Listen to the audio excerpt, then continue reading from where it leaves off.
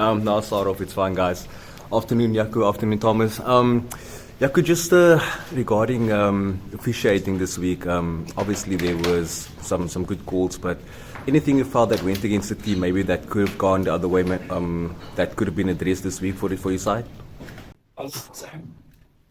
First of all, we as a Springboks think that Holly and the whole team that's here is really good referees, and they have a great work ethic. It's people that you can prepare with and engage, and people you can give feedback to, and you get feedback from them. So it's something World Rugby encourages at a professional level.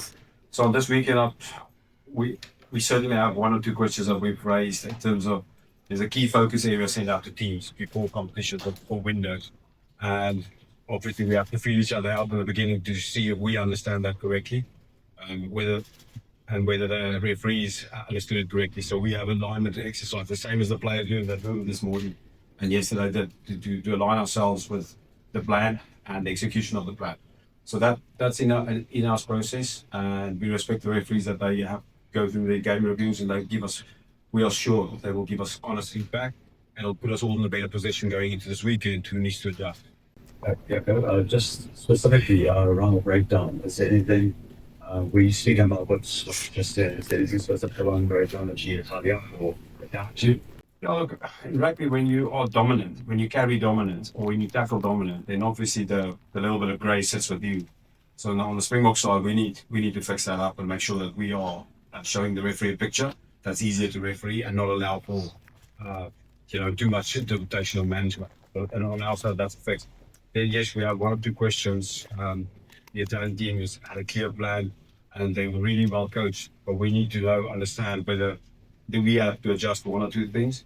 And if we have to, we will. If the referees understand after this game, we can keep to what we are doing, then that's great. But it's a positive process. This is not bagging anyone. This is an environment where we all continuously learn from each other and get a better product. It's going to be a trend at that point.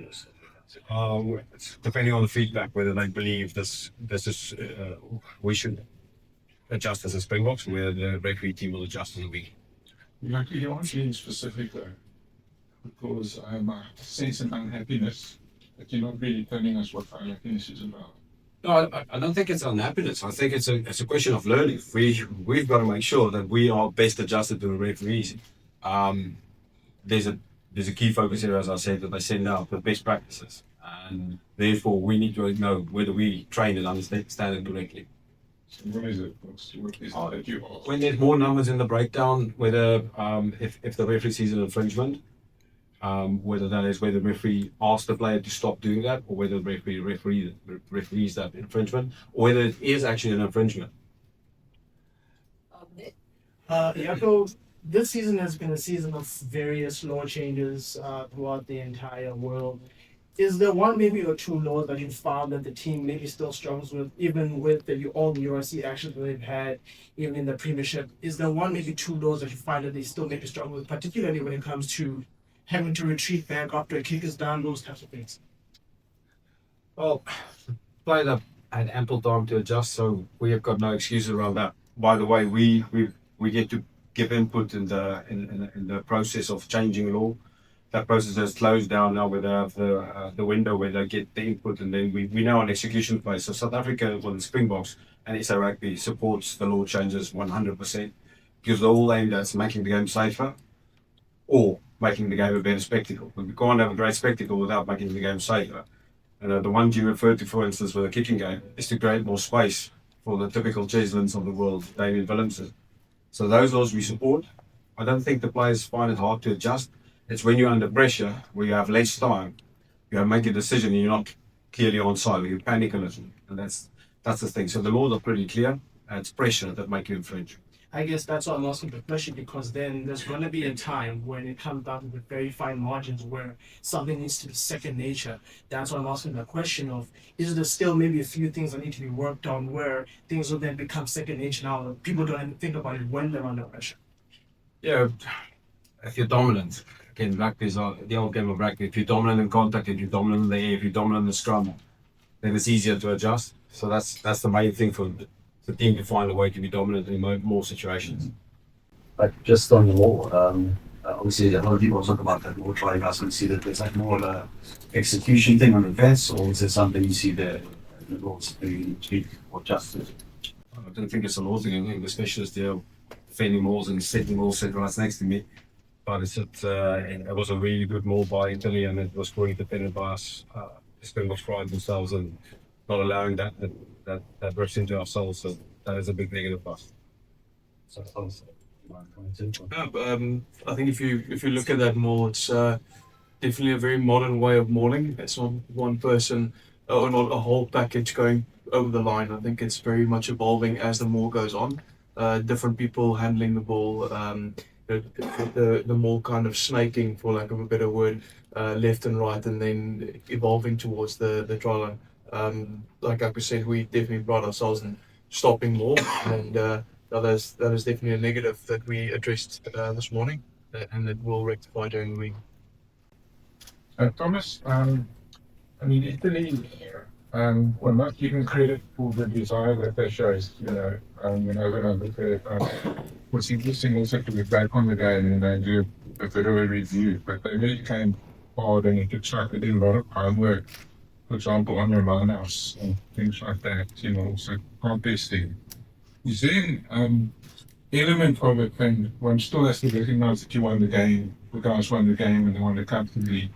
But is there kind of a bit of a, maybe, I don't know whether the word wake up call is too harsh, but not thinking, you're playing a young team and, you kind of should win this game, you should go uncomfortably. And yet you guys were a little bit, I know you weren't involved, but the guys were out of their comfort zone. Is there a wake up call element about?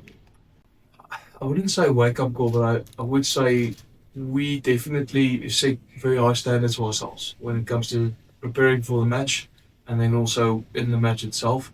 And training wise, we all try and lift each other up. We all try and be better week in and week out, and so we compare ourselves to ourselves. So when we review the game, we review it in the sense that were we better than the week before, and in certain aspects we have to look ourselves in the mirror and say we weren't. But there's definitely not a lack of intensity at training or lack of preparation. This group knows what needs to be done, and we try and do that. So credit to the Italians. They are a proud nation. They play very good rugby. So they were very good on the weekend. You guys also, it's an interesting situation with guys coming from all over the show and so on. But how do you guys experience it at training? Where you are on IFL conditions, but for example, and now a lot of the guys aren't used to that anymore. Is that affecting you guys in a way? Most of the camps are done in IFL, so I mean we try and nullify that as much as we can. But we based on our conditioning and what Andy prescribes during the week, we definitely get enough load and work done at altitude for that not to be as big an effect as someone who just rocks up there on a Saturday and starts playing. So we get enough preparation for that not to be an issue.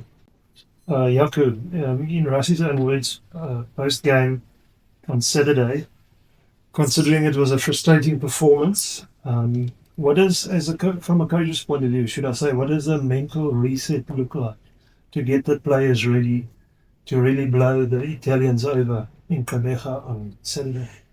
Look, it's first understanding the performance is where did the plan, or where was the plan not good enough? It's coaches, first of all, the coaches, was the plan good enough? And then two, did the players in the plan executed well enough? So if you have that great understanding there, where is that performance gap, I think then you can address from today onwards, how do you fix that? But we're playing a solid, really well coached team, so I don't think people should expect any team to just walk over there.